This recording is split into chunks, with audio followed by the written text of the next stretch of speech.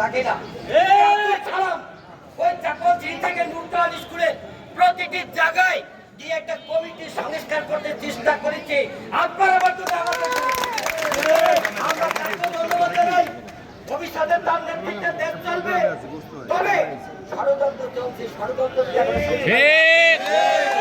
জানেন। আপনাদের অনেক লোক আমি দেখি যারা এই 31 বছরে, এই 17 বছরে আমি একদিন মিছিলে পাই নাই। আজকে আমাদের সামনে দাঁড়িয়ে বলে আমি গেলাম ভয় আতঙ্ক থাকি। সতর্ক থাকবেন, সেই সমস্ত লোকগুলিকে আপনারা বিচ্যুত করবেন।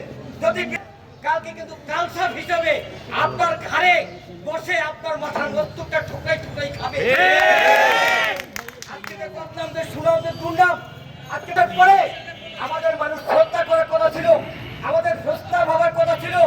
18 বছরের নির্যাতন হামলা মামলায় আপনারা এই ঘর ছাড়া ছিলেন, কেউ ঘরে থাকতে পারেন নাই। সেই আওয়ামী লোকগুলোর ভয়ে এখন আমরা বিএনপি ঘর ছাড়া, এখন আমরা রাস্তায় কথা বলতে পারি না। আমাদের কারণে, আমাদের ভুলের কারণে আমরা তো এখানে বসা আছি। কেউ আমরা ভবিষ্যতে ভুল না করি, ওই সমস্ত দালালদের জায়গা নাতে ওরা আমাদের ভাই না, ওরা আমাদের বন্ধু না, ওরা কালসাপ, ওরা পাতিশিয়াল, ওরা চায়ের দোকানে, ওরা মুদি দোকানে বসে ওরা এখন আমাদের ভাবমূর্তি নষ্ট করার চেষ্টা করে। করতে দেবেন না, সুন্দর মতো কম্বল নিয়ে যাবেন।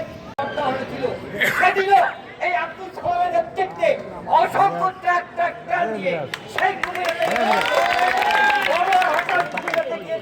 আমার মুখের চোখে দেখা। আপনি যখন মানুষ